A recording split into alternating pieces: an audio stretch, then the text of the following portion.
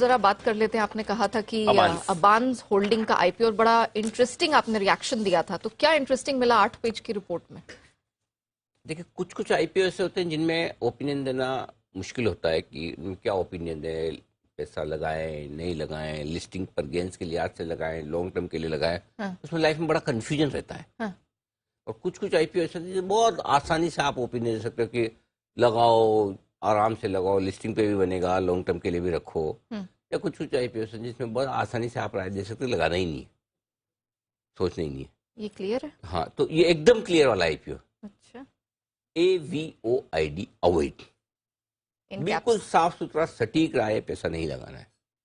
फिर भी कोई लगाना चाहे तो किस तरह के लोगों को लगाना है वो लास्ट में एक सेंटेंस में बता दूंगा, लेकिन मेरी राय इस आईपीओ में पूरी क्लियर कट अवॉइड की है और बहुत स्ट्रांग ओपिनियन है, वो मैं आपको बता दूं। मैं ये ओपिनियन देने के पहले 3 दिन से इंतजार कर रहा था कि शायद मैनेजमेंट से हमारी बात हो, तो हम कई सारे मुद्दे ऐसे हैं जिन पर बात करके समझना चाहते हैं कि कंपनी का क्या व्यू है और उस हिसाब से किसी पर राय दे तो बढ़िया। लेकिन अब चूंकि आज आखिरी दिन है, 3 दिन से कोशिश करने के बावजूद उनके इंटरव्यू फिक्स नहीं हुआ, तो जिन वजह से हमें पसंद नहीं है, क्लियर कट ओपिनियन जो निकल कर आ रही है उसकी 6 वजह मैं आपको बता दूं। 6 वजह? हाँ, पहली वजह कि कंपनी क्या करना चाहती है इन्हें नहीं पता।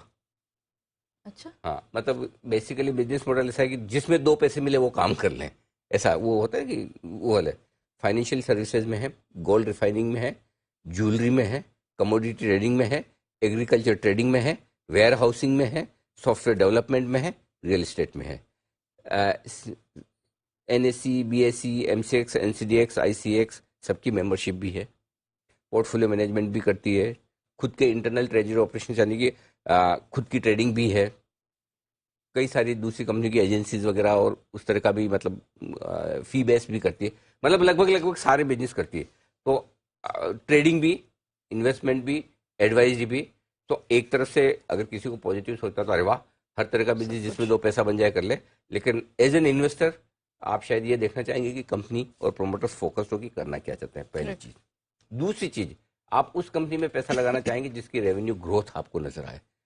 वित्त वर्ष 2020 में 2,765 करोड़ का रेवेन्यू था, जो 22 में 638 करोड़ का रह गया। दोनों साल 50-50% की दर से रेवेन्यू कम हुआ है। कम होते हुए रेवेन्यू में क्यों पैसा लगाना चाहिए, वो थोड़ा क्वेश्चन मार्क है। और जो 31 अगस्त तक के आंकड़े दिए कंपनी ने, 285 करोड़ का रेवेन्यू है।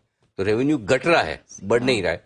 अब ट्रेडिंग एक्टिविटी की वजह से पहले रेवेन्यू ज्यादा दिखा, अब कम है, भगवान जाने, वो जब तक मैनेजमेंट से आप बात ना करो जितना आप, वो वाली बात है।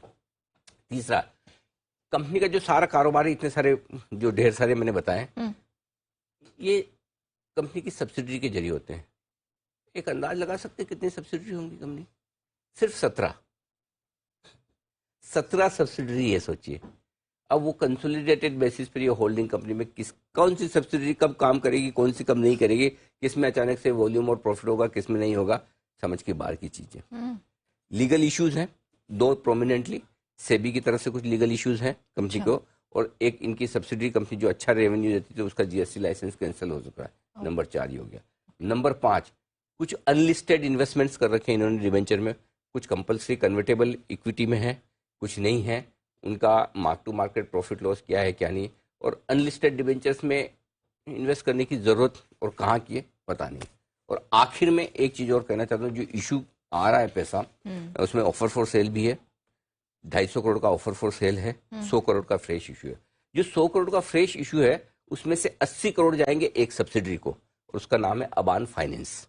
अबान फाइनेंस, इस अबान फाइनेंस का रेवेन्यू 31 करोड़, जिसको 80 करोड़ रुपए इशू में से जाएंगे, हमारे समझ के बाहर। सो मेरा पॉइंट है, जितना ज्यादा आप पढ़ेंगे उतना ज्यादा आपको लगेगा कि पैसा नहीं लगाना, इसलिए मैं इससे ज्यादा नहीं बताना चाहता।